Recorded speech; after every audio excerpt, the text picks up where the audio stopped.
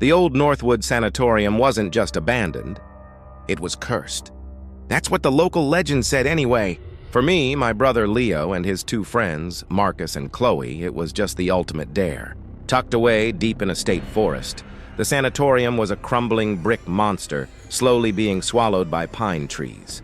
We'd heard stories of strange echoes and missing explorers, which, to our thrill-seeking minds, was a ringing endorsement. We chose a moonless night, the kind where the darkness feels thick enough to touch. We found an entry point through a collapsed wall in the laundry wing, our heavy-duty flashlight beams cutting through the dust-filled air. The place was a wreck. Rusted gurneys lined the hallways like skeletal sentinels, and yellowed patient files were scattered across the floors, their ink faded into cryptic smudges. The air was heavy and unnaturally still. Not even the sound of insects or wind penetrated the walls. Leo and Marcus, being the self-proclaimed daredevils, brought a Ouija board they'd bought from a novelty shop. Chloe and I thought it was tacky, but we went along with it. We set up in what looked like an old operating theater, the centerpiece of which was a decaying surgical table under a massive, rusted lamp. As soon as their fingers touched the planchette, the atmosphere shifted. It wasn't a sudden drop in temperature, but a slow, creeping pressure in the air. The first question was predictable. Is anyone here with us? The planchette dragged itself slowly to yes. Classic. Marcus, emboldened, asked, "What do you want?" This time, the piece didn't move. Instead, from the far end of the long corridor we'd just walked down, came a faint metallic scrape. We all froze, our flashlight beams snapping towards the sound. Nothing. Just a dark, empty hallway. "Probably a rat," Leo whispered, though none of us believed it. Chloe, now visibly pale, said she wanted to leave. Before we could pack up, we heard another noise. A soft, rhythmic tapping, closer this time. It sounded like a finger tapping on glass. We scanned the walls, the high windows, the cabinets. There was nothing.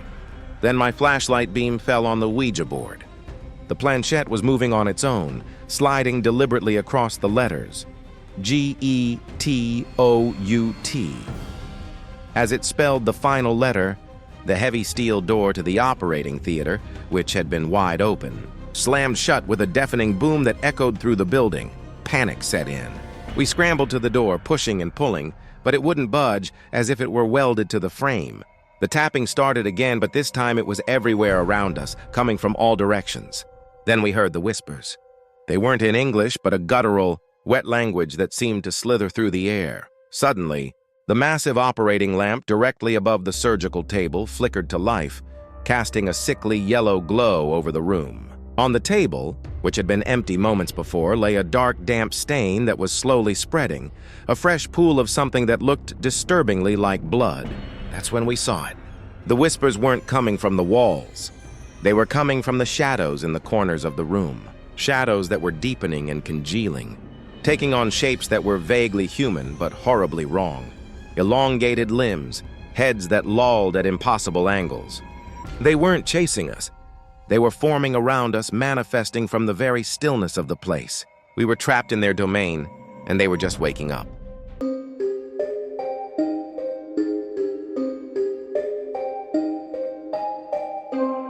After my knee surgery, I was laid up for 6 weeks in my quiet suburban home. My days were a monotonous cycle of physical therapy exercises, daytime television, and pain medication that left me in a drowsy fog. My bedroom was on the ground floor with a large window that looked out onto the manicured backyard. My nights were the worst part. Alone and immobilized, every creak of the old house felt amplified. It started about a week into my recovery. I woke up around 3 a.m. to a cool draft. I was certain I'd locked the window before I fell asleep, but when I looked over, it was cracked open, just an inch. I brushed it off as my own forgetfulness, a side effect of the meds, and used the grabber tool by my bed to pull it shut before falling back asleep. 2 nights later, it happened again. This time, I knew I had locked it. A cold knot of anxiety tightened in my stomach. I started a new ritual. Before bed, I'd take a photo of the locked window with my phone, a time-stamped piece of evidence for my own sanity. The next morning, The window was open again. I checked my phone. The picture from last night clearly showed the lock engaged. I called the police. An officer came, did a sweep of the property, and found no signs of forced entry. He was polite but dismissive, gently suggesting my medication might be causing confusion or even sleepwalking. I felt foolish and paranoid, but the fear didn't go away. That night, I set up my laptop on my dresser, its webcam aimed at the window, and hit record. I barely slept, my ears straining against the silence. When I checked the footage the next morning, my blood ran cold. Around 2:45 a.m., the window slid open from the outside, silently. A slender figure dressed in dark clothing slipped into my room with a practiced quietness that was horrifying. The intruder didn't look around for valuables. Instead, they moved directly to my bedside. My heart hammered in my chest as I watched the person on screen stand over my sleeping form. They didn't touch me. They just stood there for nearly 10 minutes, perfectly still, watching me. Then, the figure reached down, not for me, but for the glass of water on my nightstand. They picked it up, took a slow, deliberate sip, and placed it back down without a sound. Then, just as quietly, they slipped back out the window and vanished into the night. It wasn't a robbery. It wasn't an attack. It was something far more terrifying. This person wasn't there to take anything. They were there for the experience of it. To stand in my room, to watch me at my most vulnerable, to share my space, to drink my water. The police found the footage deeply disturbing but had no leads. There were no fingerprints, no clues. I moved in with my sister the next day, but I can't shake the feeling. I don't know who it was or what they wanted, only that they could get to me, and that for a few nights while I slept, I was not alone.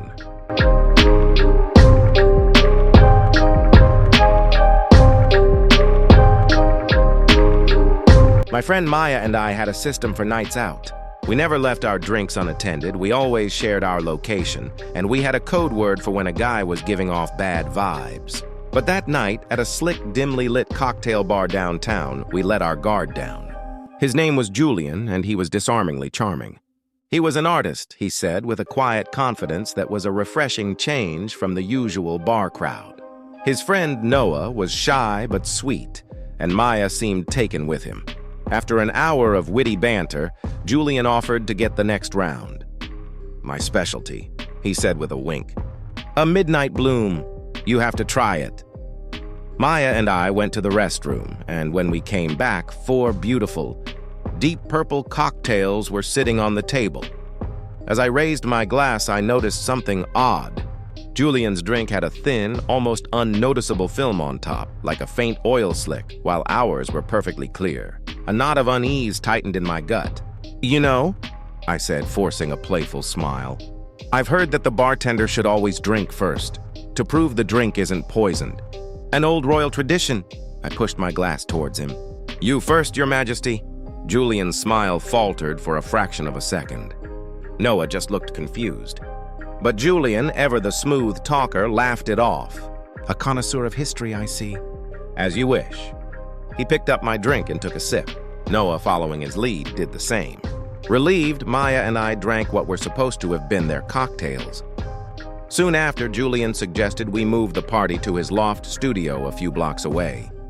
The place was stunning, a massive open-concept space with pristine white walls and minimalist furniture. But there were no paintings, no sculptures, no art of any kind. It was sterile, almost like a gallery between exhibits. We hadn't been there for more than 30 minutes when Julian started looking pale. He swayed on his feet, his words slurring into nonsense before he collapsed onto the couch, completely unconscious. Noah followed moments later, his head slumping to his chest as if his strings had been cut. Maya panicked, but my mind was racing. This was no ordinary knockout drug. This was fast and it was potent. While Maya tried to rouse Noah, I felt an overwhelming urge to understand what was really happening. I noticed a single heavy oak door at the far end of the loft, the only thing in the room that looked old. It was locked. Driven by a terrible curiosity, I found a key on Julian's keychain. I opened the door and flipped on a light switch. My breath caught in my throat. It was a workshop, but instead of canvases, the room was filled with eerily lifelike, jointed dolls, each about 2 feet tall, posed in elaborate miniature scenes. One was a girl with red hair sitting in a tiny cafe. Another, a blonde woman, was posed as if hailing a cab. Then I saw it. On a workbench under a spotlight was a new doll, unfinished. It had brown hair, styled exactly like Maya's, and lying next to it was a miniature perfect replica of the silver locket Maya was wearing right now. My blood turned to ice. They didn't want to hurt us. They wanted to keep us, to immortalize us. We weren't just targets. We were their next art project. Grabbing a terrified Maya, we ran out of that sterile white loft, leaving the two sleeping collectors to their silent porcelain audience.